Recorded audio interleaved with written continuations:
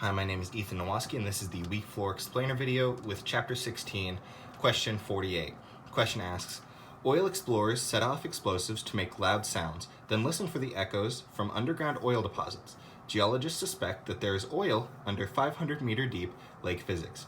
It's known that Lake Physics is carved out of a granite basin. Explorers detect a weak echo 0.94 seconds after exploding dynamite at the lake surface.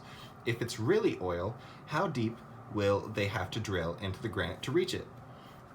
So here's the situation we're looking at, where an explosion is set off at the surface of the water, and then it must travel through the water, through the granite, down to the oil, and then it goes back through the granite, back through the water, and back up so they can hear the echo. And that's our time total, which is 0.94 seconds. And so we know that it is the water depth is 500 meters, and we want to know this x for the granite depth to see how far the distance is to find the oil. And so with this knowledge from the problem, we can look at our givens, which is d1, or the distance of the water, is 500 meters. The time total is 0.94 seconds. And from the book, we are given that the velocity of sound through water is 1,480 meters per second, and the velocity of granite is faster at 6,000 meters per second because the molecules for granite are much closer, meaning that the sound can vibrate much quicker. And with this information, we're trying to find x. So first, let's look how we're going to do this.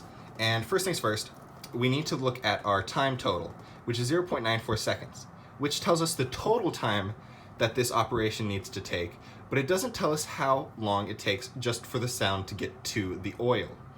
So to do that, we need to look at time 1, which is just this time to get down to the oil. So we're going to divide 0.94 seconds by 2 to get 0.47 seconds. This is a very important step for the problem, and if you don't do it, you're actually going to get a much larger value for x, which you don't want.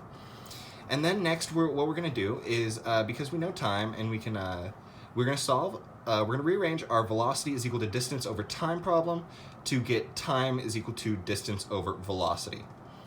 And then with this, we can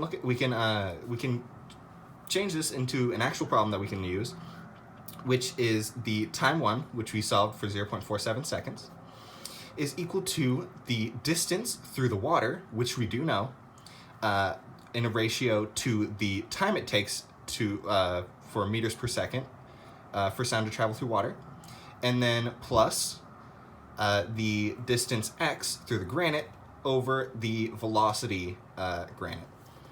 So if we plug in all the values that we know, we get 0.47 seconds is equal to 500 meters over 1,480 meters per second plus x over 6,000 meters per second.